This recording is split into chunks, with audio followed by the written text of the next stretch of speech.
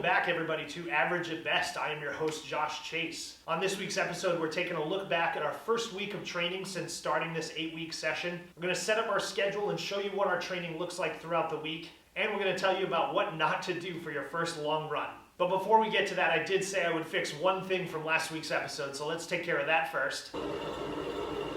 Said it makes sense, so better. And with that out of the way, let's get to this week's episode.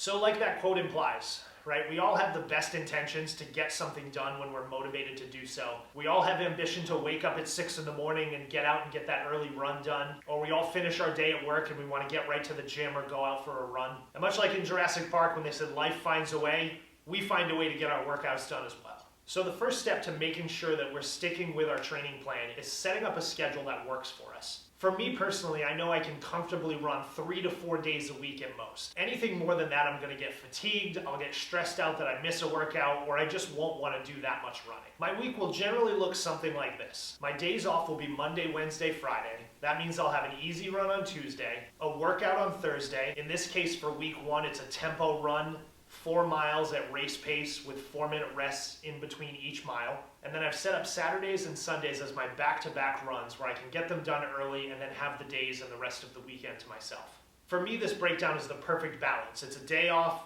a run, a day off, a run, and then the back-to-back on the weekends. So the first week had a few minor alterations. It was week 1, I got my run in on Tuesday, I was feeling great, but a few days prior to setting up this training plan, my buddy Matt Davis from Obstacle Racing Media, who you might know, set up this 12-hour virtual race, which became incredibly popular in the community. And if you think about it, people aren't running right now, there's no races, so they were looking for something to do, some reason to get out and go run, something to help with their motivation. And I think this kind of race was exactly what they were looking for, myself included.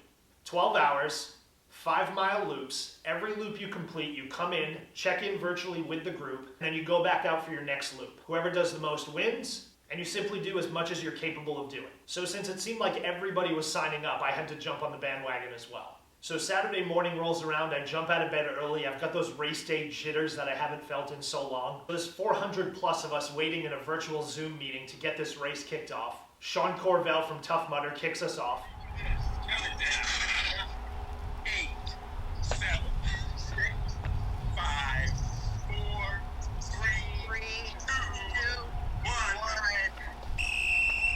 In true New England fashion, Mother Nature decides to weigh in as well.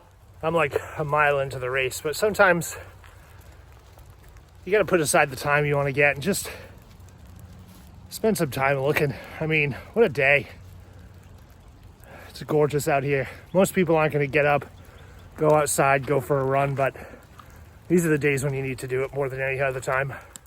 So even though Saturday's run was only supposed to be a 1-hour long run, I ended up doing 5 laps, which totaled 25 miles. I ran 2 of those laps in the morning. I was feeling absolutely amazing on the course. I had a great pace, and then I got to spend another lap walking with Molly, who managed to walk 10 miles in the snow and rain with a boot on. So after 15 miles, I got to go back home, jump in a hot shower, take a hot bath, and then headed back out on the course for another 10 miles after that. So even after almost 5 hours of racing, 25 miles of running, while it's not the ideal long run, it's exactly what I think I needed and probably the community needed to feel good about where they're at physically, mentally, and what they want to do for the next few weeks while training. So when I look back at the first week, I had 4 workouts scheduled. I truly only stuck to 2 of those in terms of what was indicated on the training plan, but throwing a race in the middle of it was exactly what I needed to get myself refreshed and feel good about where I was at in terms of running pace, speeds, and what I was capable of doing. So I guess my point ultimately is, you can have a plan, you can stick to the plan to a T, but at the end of the day, if you don't have something that drives you and motivates you and that encourages you to get better every single time you go and work out, then what's really the whole point in doing all of this? So one of the things that I learned in doing these training blocks previously is that you should probably run a time trial before you begin your training block in order to set a baseline. And then at the end of it, if you don't have a race scheduled, run one final event just to see where you are and how far you've come. So for me, what I wanted to do was go out and run the fastest 10K possible time that I could in order to set my baseline for this 8-week training session. 2 weeks ago, I went out and I went to run my 10K training time, and I blew up. About 2 miles into the race, I realized I went out incredibly fast, probably too fast. Imagine trying to run slow, checking your pace, and then consciously slowing down and looking at your watch, and you've only sped up.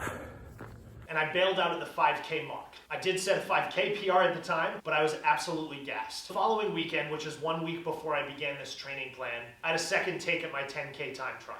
So I started my run a little slower than the week before. I set my pace at something that was uncomfortable, but something I could still maintain.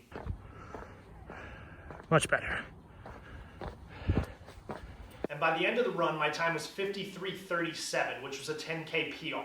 So I have my baseline, I have the course that I want to run again in 8 weeks at the end of the training session, and more importantly, I have a better understanding of what my pace is and what I can manage when it comes to my race performance. So I've got my baseline, it's 53:37, that's my goal to beat in 7 more weeks. And even though 7 weeks seems like a long training block, when I look at how I've set up the schedule and how I alternate days off and working days, it truly does go by very quickly. And as far as I can tell, I don't think that we have any other ultramarathons scheduled in the middle of this. So I'm setting small goals throughout the 8-week period. My goal for the next week is to simply make sure I'm hitting all 4 of my workouts and to really focus on my pacing to make sure that when I'm running, I'm staying right in the zones that my workout plan has me scheduled for. So I just want to say thank you for everybody that watched last week's episode, and thank you again for watching this week. If you haven't already, hit the subscribe button to follow along, and we'll talk to you going into week 3 of Average at Best.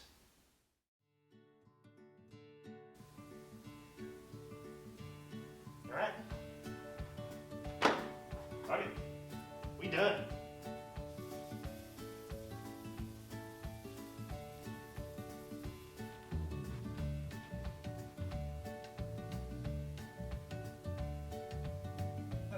Sometimes some things just get in the way of getting our workout done. I'm not even bothering to take that. That was cheesy.